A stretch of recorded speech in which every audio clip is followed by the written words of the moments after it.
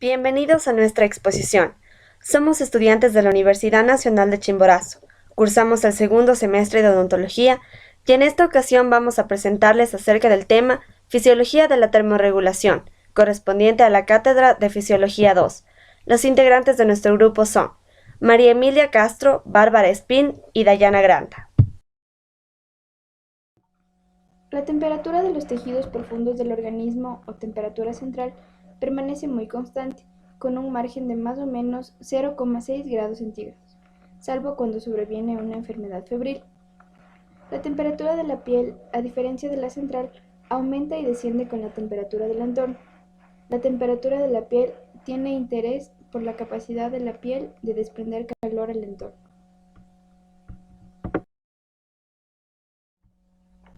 No existe una sola temperatura central que pueda considerarse normal, porque las mediciones efectuadas en muchas personas sanas revelan un intervalo normal de temperaturas bucales, desde 36 grados centígrados hasta más de 37,5 grados centígrados, como se puede observar en la imagen.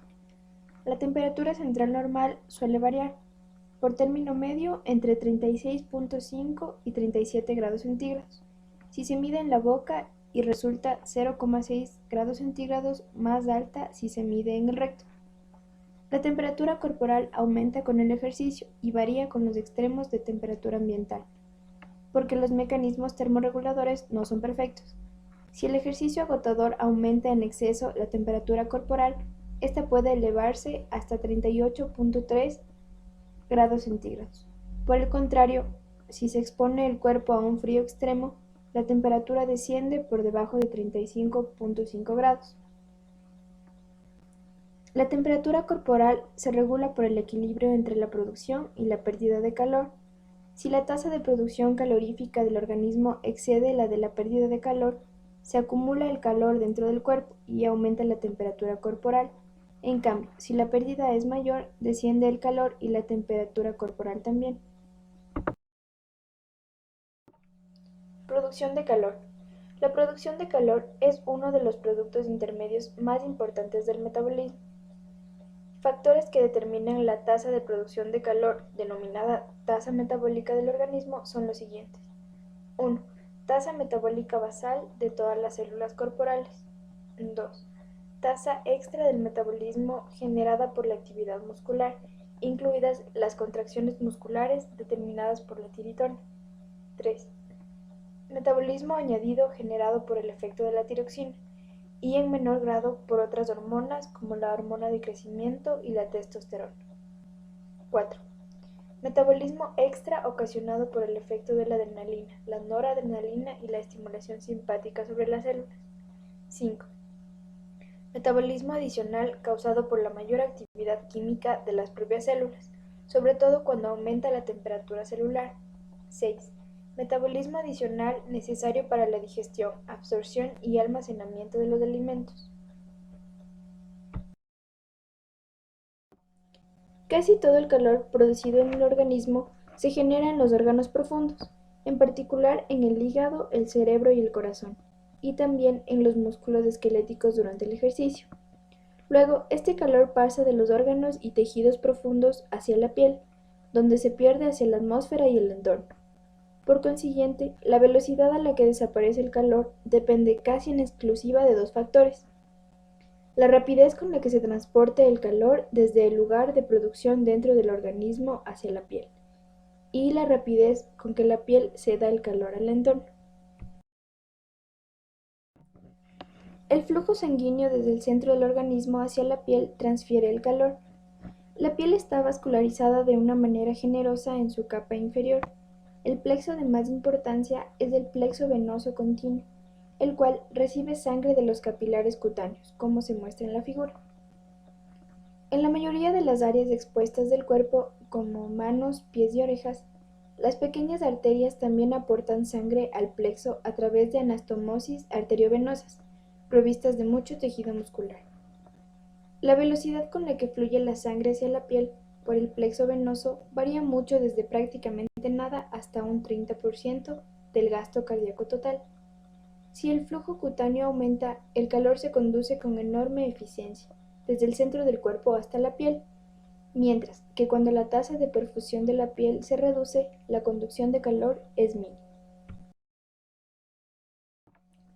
La figura muestra el efecto cuantitativo de la temperatura ambiental sobre la conducción de calor desde el centro del cuerpo hasta la superficie de la piel, y luego la conducción atmosférica. La conductancia del calor se multiplica casi por 8 entre el estado de vasoconstricción plena y el de vasodilatación total.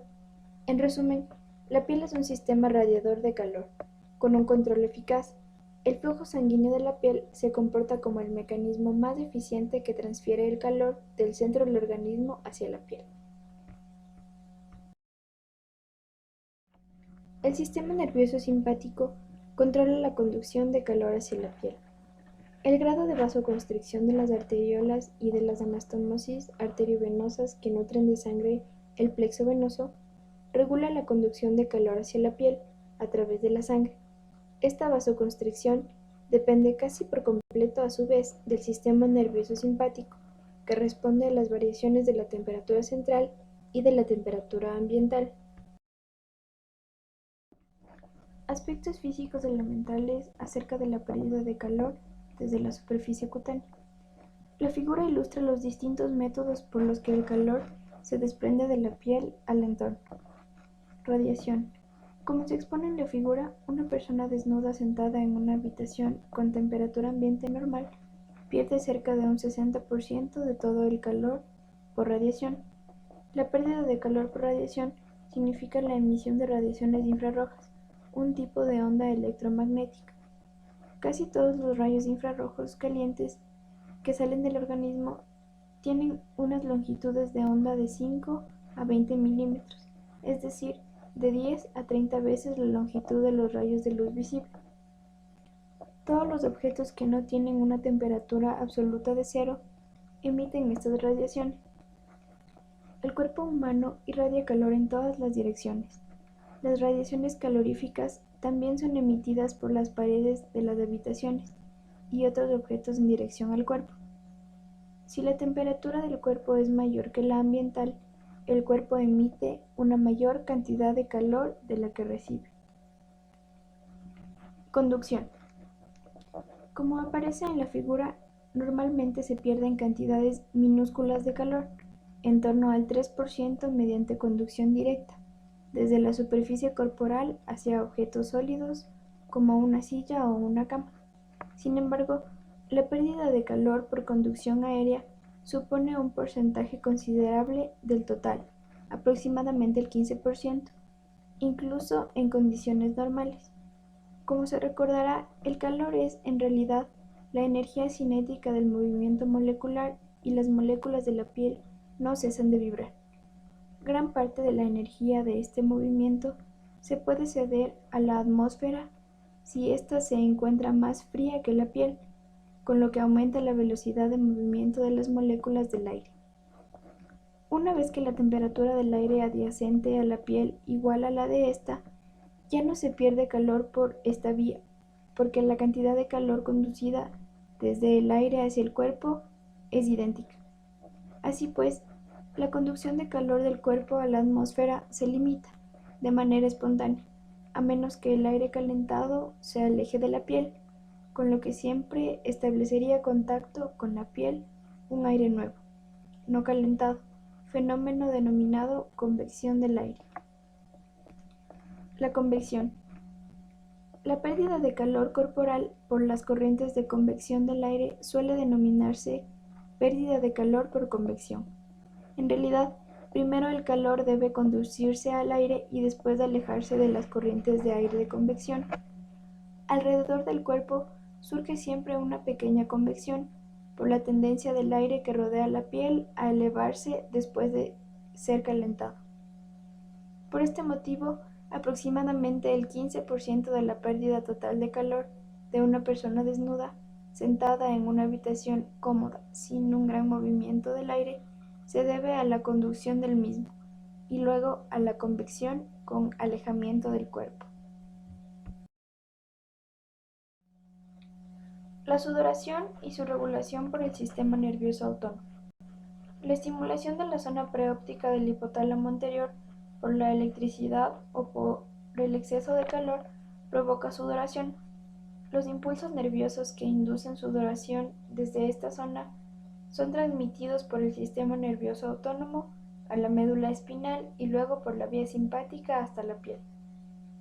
Las glándulas sudoríparas están inervadas por fibras nerviosas colinérgicas, fibras que segregan acetilcolina, pero que viajan con los nervios simpáticos junto con las fibras adrenérgicas. Estas glándulas también son estimuladas, hasta cierto punto, por la adrenalina o la noradrenalina circulantes. Pese a que las glándulas no dispongan por sí mismas de inervación adrenérgica, este hecho tiene importancia durante el ejercicio, ya que la médula suprarrenal segrega las hormonas citadas y el organismo debe desprenderse del exceso de calor generado por la actividad muscular. Mecanismos de la secreción del sudor. Como se ve en la figura, la glándula sudorípara es una estructura tubular compuesta por dos elementos, una porción arrollada subdérmica y profunda donde se segrega el sudor, y un conducto que asoma a la piel a través de la dermis y la epidermis. Como sucede con muchas otras glándulas, la parte secretora de la glándula sudorípara segrega un líquido denominado secreción primaria o precursora. Luego las concentraciones de los componentes de ese líquido se modifican a su paso por el conducto. La secreción precursora es un producto secretor activo de las células epiteliales que revisten la porción arrollada de la glándula sudorípara. La terminación de las fibras nerviosas simpáticas en o cerca de las células glandulares induce a la secreción. La composición de la secreción precursora se asemeja a la del plasma, pero no contiene las proteínas de este. La concentración de sodio se acerca a 142 miliequivalentes por litro y la de cloruro a 104 miliequivalentes por litro, mientras que las de los demás solutos del plasma es mucho menor. Conforme esta secreción precursora fluye por el conducto glandular, se modifica por la reabsorción de casi todos los iones sodio y cloruro. El grado de reabsorción depende de la velocidad de sudoración, como se indica seguidamente. Si la glándula sudorípara solo se estimula de forma discreta, el líquido precursor pasa lentamente por el conducto. En este caso, casi todos los iones sodio y cloruro se reabsorben y su concentración desciende hasta 5 miliequivalentes por litro. De este modo, la presión osmótica del líquido sudoríparo se reduce en tal medida que casi toda el agua también se reabsorbe y se concentra en la mayoría de los demás elementos. En consecuencia, si la sudoración es lenta, algunos componentes como la urea, el ácido láctico y los iones potasio suelen concentrarse mucho. En cambio, si el sistema nervioso simpático estimula las glándulas sudoríparas con fuerza, se forman grandes cantidades de secreción precursora, y el conducto solo logra reabsorber algo más de la mitad del cloruro sódico. Las concentraciones de los iones sodio y cloruro alcanzan, si la persona no está aclimatada, un máximo cercano a 50 a 60 miliequivalentes por litro, algo menos de la mitad de sus concentraciones plasmáticas. Además, el flujo del sudor por los túbulos glandulares es tan rápido que apenas se reabsorbe el agua. Por esta razón, la concentración de los demás elementos disueltos en el sudor aumenta muy poco. La urea representa casi el doble de la del plasma, el ácido láctico casi el cuádruple y el potasio se multiplica por 1.2. Las personas no aclimatadas al calor pierden mucho cloruro sódico con el sudor, pero una vez que se logra la aclimatación, la pérdida electrolítica se reduce considerablemente. A pesar de la mayor capacidad de sudoración, Mecanismo de aclimatación del sudor al calor e importancia de la aldosterona. Una persona sana no aclimatada casi nunca llega a segregar más de 1 litro de sudor por hora. pero si se expone a un clima caliente durante 1 a 6 semanas, empezará a sudar cada vez más, y la velocidad máxima de producción del sudor podrá alcanzar de hasta 2 a 3 litros por hora. La evaporación en mayor cantidad del sudor llega a eliminar el calor del organismo con una velocidad de más de 10 veces superior a la tasa normal de producción del calor. Esta eficiencia del mecanismo de sudoración obedece a un cambio dentro de las células de las glándulas sudoríparas que aumentan su capacidad de secreción. La aclimatación también reduce la concentración de cloruro sódico del sudor para conservar cantidades crecientes de esta sal. Este efecto es consecuencia de una mayor secreción de aldosterona por las glándulas de la corteza suprarrenal e inicia un proceso ligero de descenso de las concentraciones de cloruro sódico en los líquidos extracelulares y también en el plasma. Una persona no aclimatada que sude mucho más pierde a menudo de 15 a 30 gramos de sal al día en los primeros días. Después de 4 a 6 semanas de aclimatación, la pérdida suele ser de 3 a 5 gramos al día. Pérdida de calor con el jadeo. Muchos animales inferiores apenas ceden el calor por la superficie de su cuerpo debido a dos motivos. La primera es que la superficie está cubierta a menudo de pelo, y la segunda es que la piel de la mayoría de los animales no contiene glándulas sudoríparas. Con esto se evita casi toda la pérdida evaporativa del calor de la piel. El mecanismo del jadeo sirve para muchos animales como medio sucedáneo para disipar el calor. Este fenómeno del jadeo se activa en los centros termorreguladores del encéfalo. Cuando la sangre se calienta en exceso, el hipotálamo inicia las señales neurógenas para reducir la temperatura corporal. Una de ellas desencadena el jadeo. El jadeo real está controlado por un centro del jadeo asociado al centro respiratorio neumotáxico de la protuberancia. Cuando un animal jadea, inspira y expira con rapidez, entran en contacto grandes cantidades de aire renovado del exterior con la parte alta de la vía respiratoria. Esto hace que enfríe la sangre de la mucosa respiratoria debido a la evaporación de agua de su superficie. En particular, se produce la evaporación de la saliva de la lengua. Sin embargo, el jadeo no aumenta la ventilación alveolar más allá de lo necesario para un control adecuado de los gases sanguíneos, porque cada respiración es muy superficial. Así, la mayor parte del aire que entra en los alvéolos es aire del espacio muerto, sobre todo de la tráquea, pero no de la atmósfera. Regulación de la temperatura corporal, importancia del hipotálamo. La siguiente figura ilustra lo que sucede con la temperatura central de un cuerpo desnudo después de varias horas de exposición a una atmósfera seca entre 0 y 70 grados centígrados. Las dimensiones precisas de la curva dependen del movimiento del viento, la cantidad de humedad del aire e incluso la naturaleza del entorno. En general, un cuerpo desnudo mantenido a una atmósfera seca de entre 12 y 55 grados centígrados puede mantener una temperatura central normal de 36 a 37.5 grados centígrados. Se observa también que la temperatura corporal se mantiene estable a pesar de las enormes variaciones de la temperatura atmosférica. La temperatura del cuerpo está regulada casi exclusivamente por mecanismos nerviosos de retroalimentación que operan en su mayoría a través de centros termorreguladores situados en el hipotálamo. Para que estos mecanismos de retroalimentación actúen, se necesitan detectores de temperatura que indiquen el momento en que ésta aumenta o disminuye en exceso.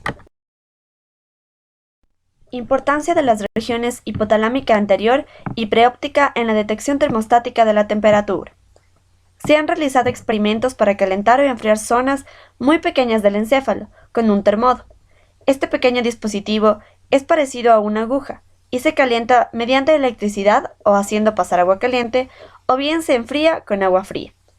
Las regiones encefálicas principales, en las que el calor o el frío de un termodo influyen en el control de la temperatura corporal, son los núcleos preópticos y anteriores del hipotálamo.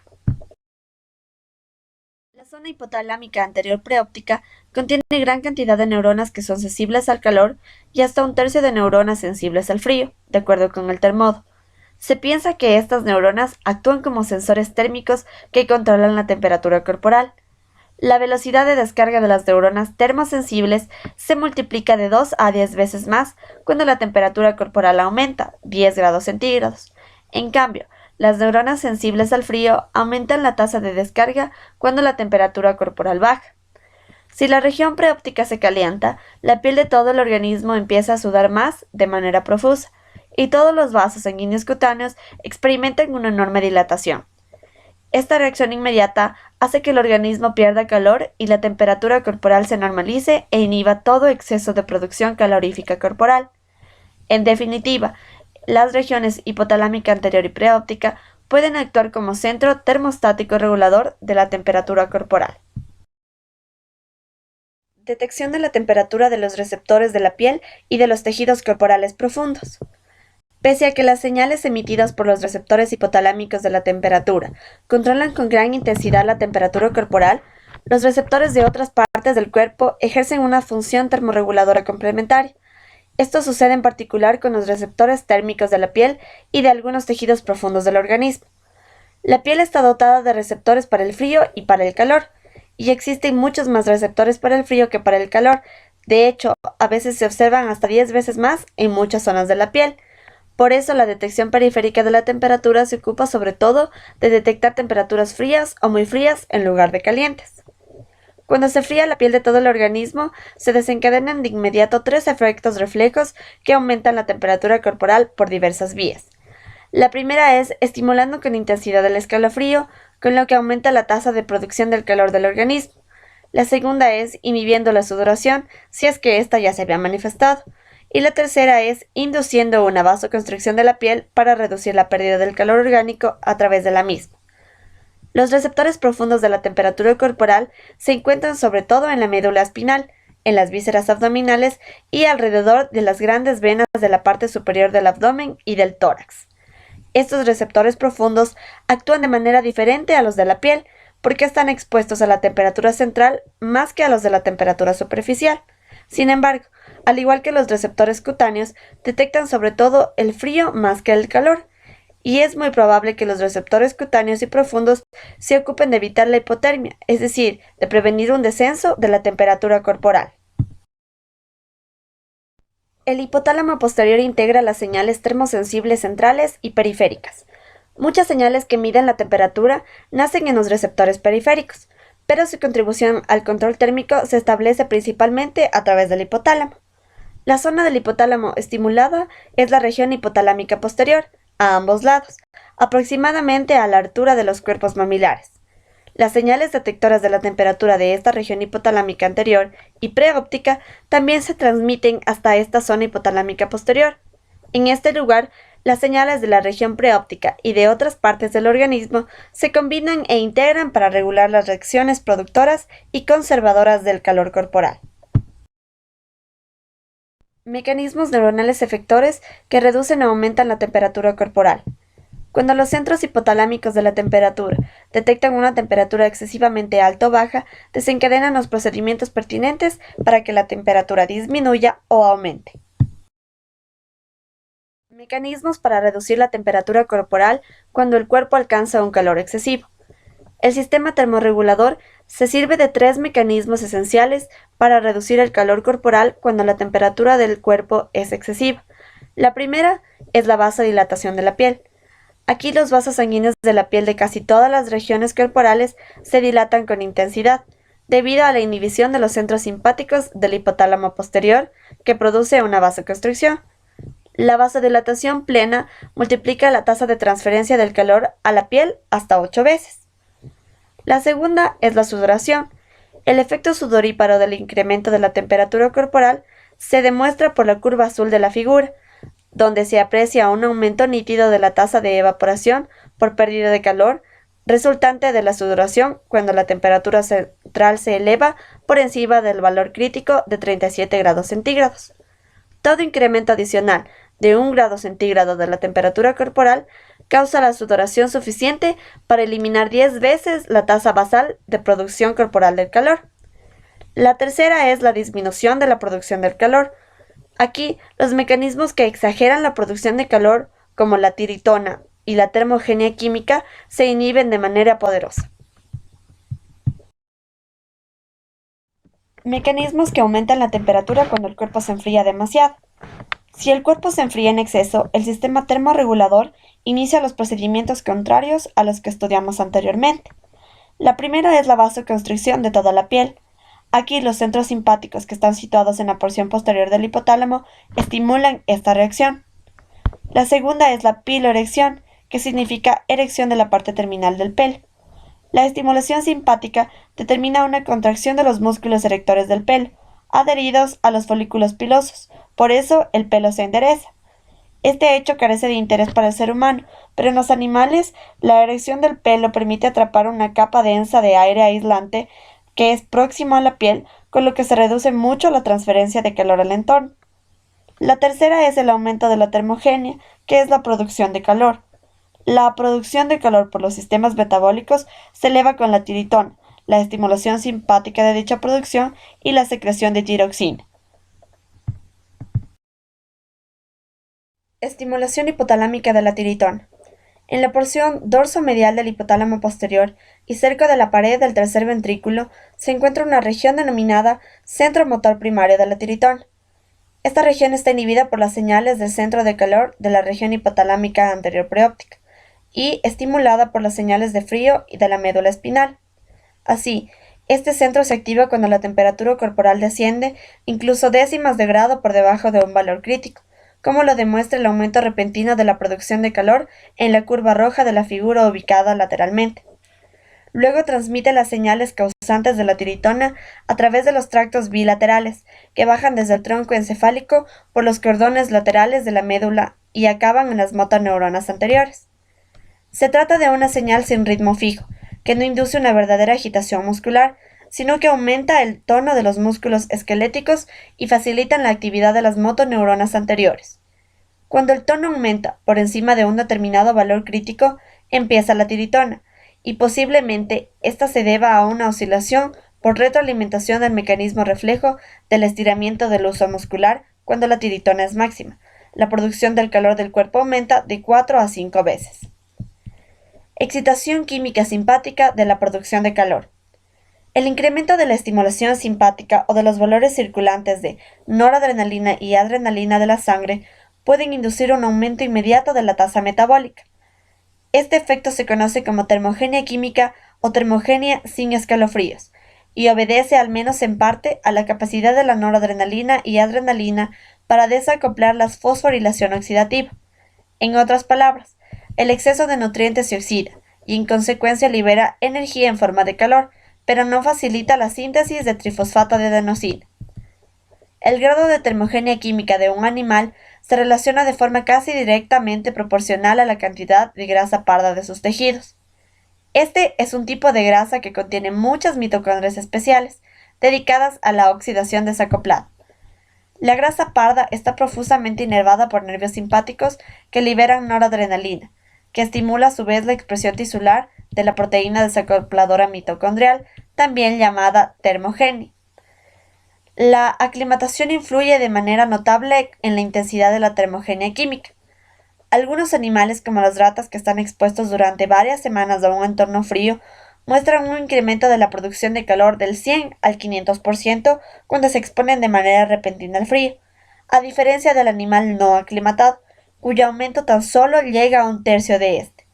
Este incremento de la termogenia conlleva asimismo un aumento proporcional de la ingesta. Los adultos apenas poseen grasa parda, por eso es raro que la termogenia química aumente la producción de calor más allá de un 10 a un 15%. Sin embargo, entre los lactantes que sí disponen de una pequeña cantidad de grasa parda en el espacio interescapular, la termogenia química puede incrementar la tasa de producción de calor en un 100%. La mayor liberación de tiroxina aumenta la producción de calor a largo plazo.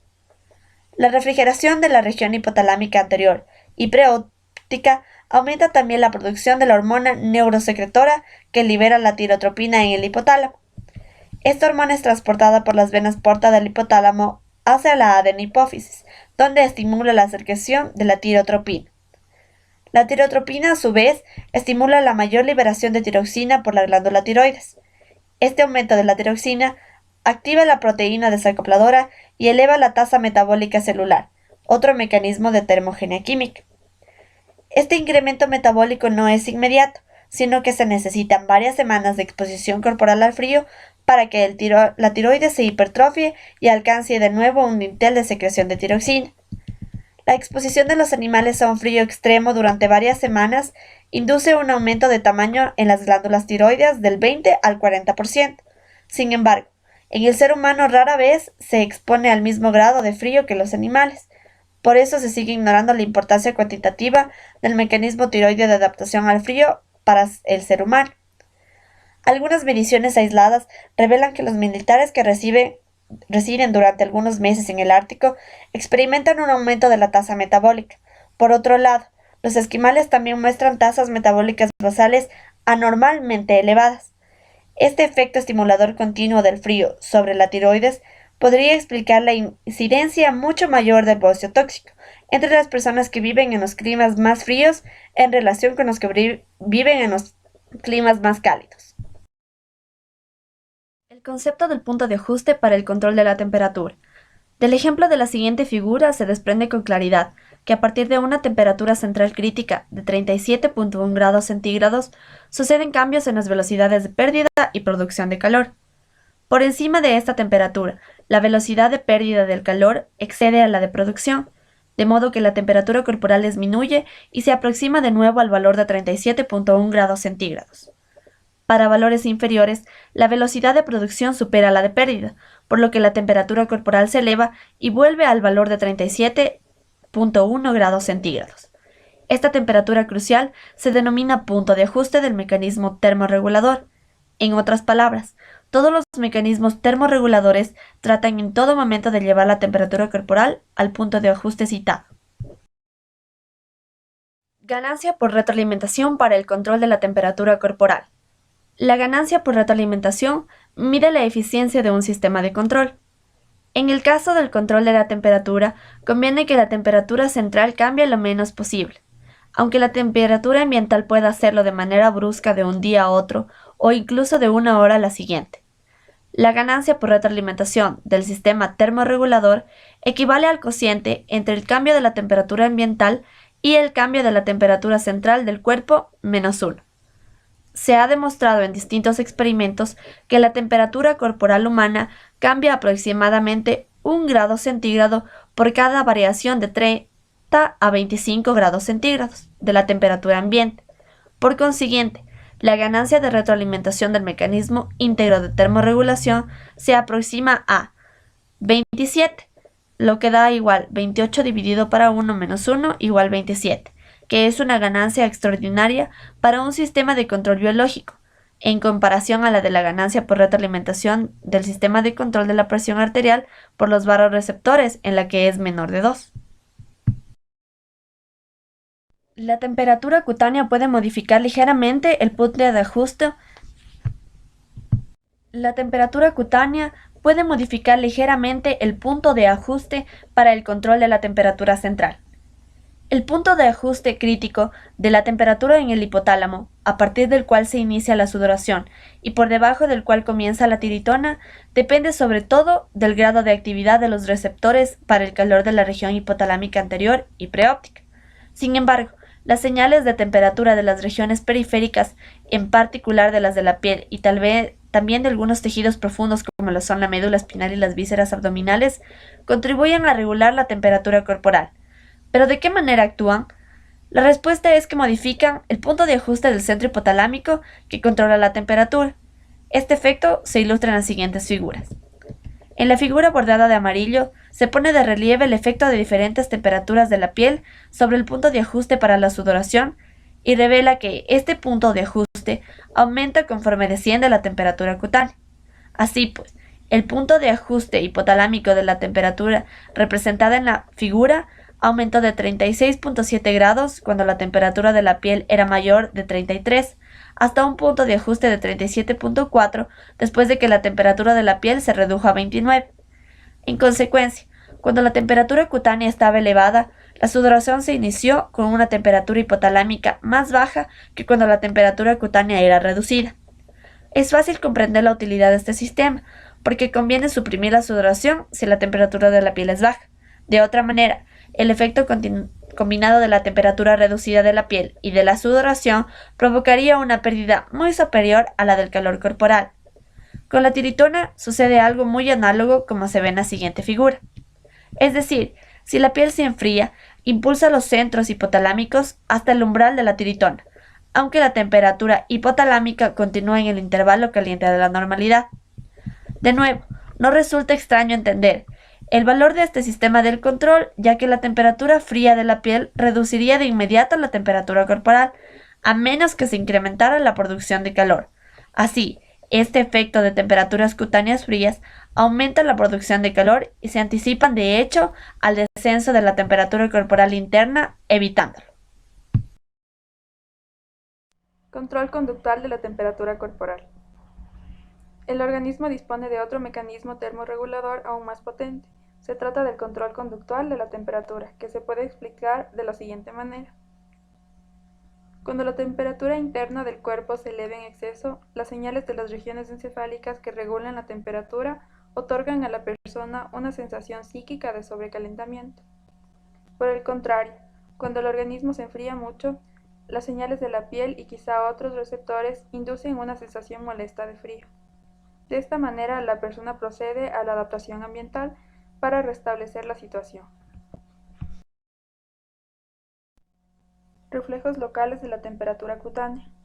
Cuando una persona coloca durante un breve periodo el pie bajo una lámpara caliente, se produce una vasodilatación local y una sudoración local leve. En cambio, si se introduce el pie en agua fría, se produce una vasoconstricción local y cesa la sudoración del pie.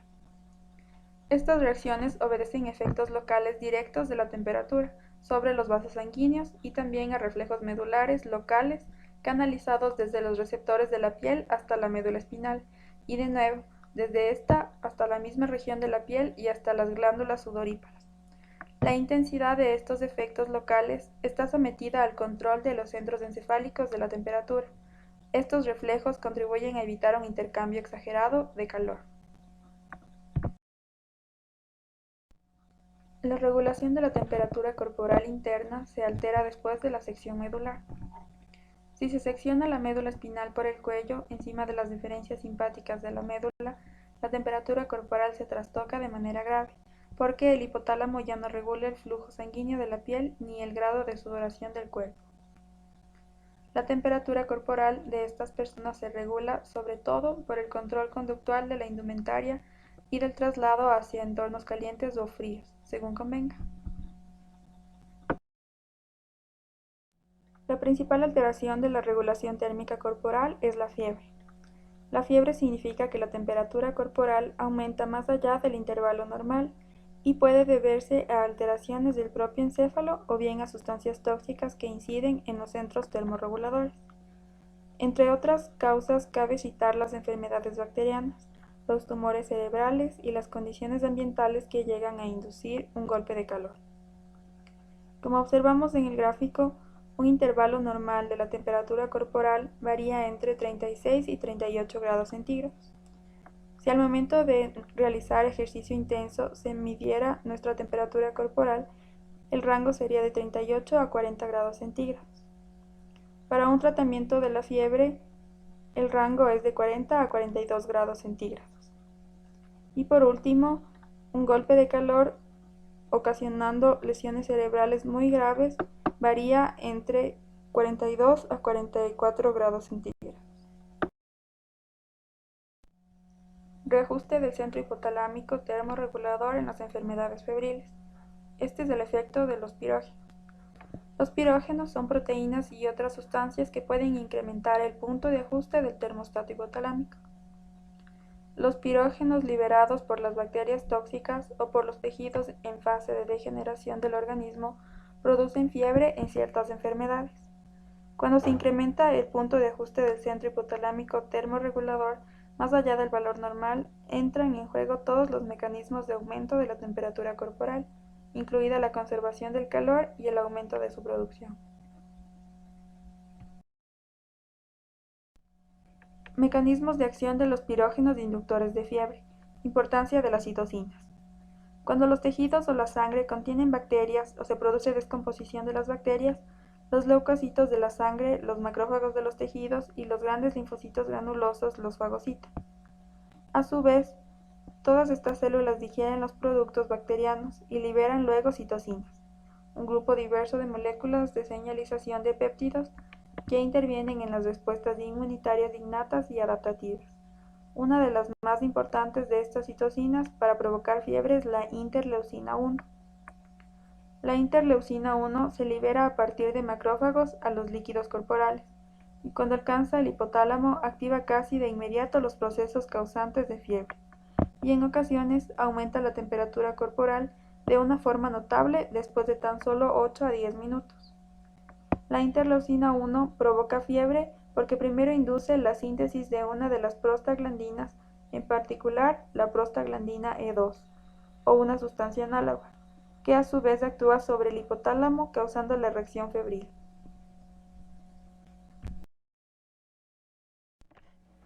Fiebre causada por lesiones encefálicas. Cuando un neurocirujano opera cerca del hipotálamo, casi siempre se produce una fiebre intensa. Sin embargo, alguna vez sucede todo lo contrario, es decir, hipotermia. Esto demuestra por un lado la potencia de los mecanismos hipotalámicos de control de la temperatura y por otro la facilidad con que las alteraciones del hipotálamo modifican el punto de ajuste del control térmico. Otro estado que suele elevar la temperatura de forma prolongada es la compresión del hipotálamo por un tumor cerebral. Como una de las características de los estados febriles tenemos a los escalofríos. Cuando el punto de ajuste del centro termorregulador del hipotálamo se modifica de manera brusca desde un valor normal hasta otro superior, la temperatura corporal tarda varias horas en alcanzar el nuevo punto de ajuste. Si la temperatura de la sangre es menor que el punto de ajuste del centro termorregulador del hipotálamo, se inician las respuestas habituales para elevar la temperatura corporal. Durante este periodo la persona sufre escalofríos y siente una frialdad extrema, aunque la temperatura de su cuerpo sea incluso mayor de la normal.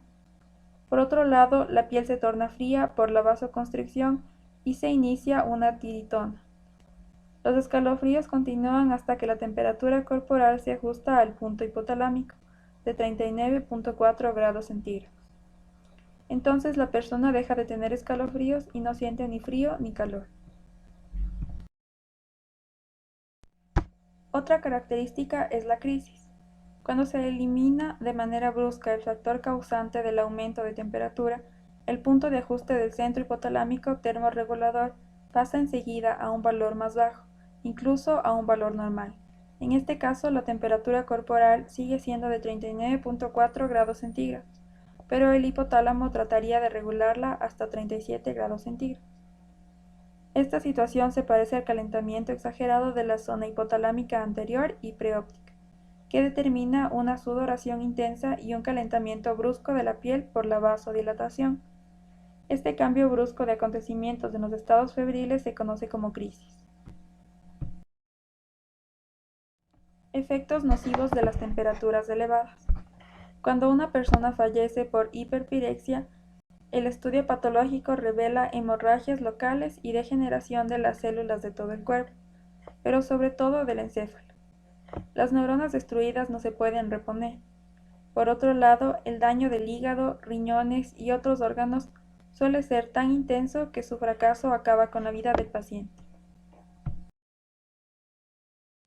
Aclimatación al calor. Una persona expuesta al calor durante varias horas al día que realice un trabajo físico intenso muestra una tolerancia cada vez mayor al calor y a la humedad al cabo de 1 a 3 semanas. Entre los cambios fisiológicos de mayor interés que se observan durante la fase de aclimatación destacan la duplicación de la velocidad máxima de sudoración, el incremento del volumen plasmático y la disminución o casi abolición de la pérdida de sal por el sudor y la orina. Estos dos efectos obedecen a la hipersecreción de aldosterona por las glándulas suprarrenales. Si no se trata de inmediato a una persona expuesta a agua helada durante 20 a 30 minutos, esta fallecerá casi siempre por una parada cardíaca o por una fibrilación ventricular. La temperatura corporal interna habrá descendido, en ese momento, hasta aproximadamente 25 grados centígrados. Si se calienta enseguida a la persona aplicando calor por vía externa, se salvará en muchas ocasiones su vida. Se produce la pérdida de la regulación térmica con las temperaturas bajas. Una vez que la temperatura corporal ha disminuido por debajo de 29.5 grados centígrados, desaparece la capacidad del hipotálamo para regular la temperatura del cuerpo. Cuando la temperatura desciende por debajo de 34.5 grados centígrados, la capacidad de regulación disminuye mucho. En parte, esto se debe a la tasa de producción química de calor por cada célula, que se reduce casi a la mitad por cada descenso de 5 grados centígrados. La congelación. Si el cuerpo se expone a temperaturas muy frías, se puede congelar la superficie. Los sabañones son inflamaciones de color rojizo que afectan sobre todo al lobulillo de la oreja y a los dedos de las manos y de los pies. Si la congelación tiene intensidad suficiente como para que se formen múltiples cristales de hielo en las células, se produce un daño permanente, por ejemplo en la circulación, así como lesiones tisulares locales.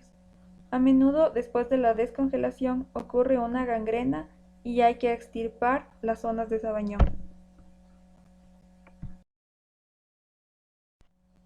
La vasodilatación inducida por el frío constituye una protección final frente al sabañón a temperaturas próximas a la congelación.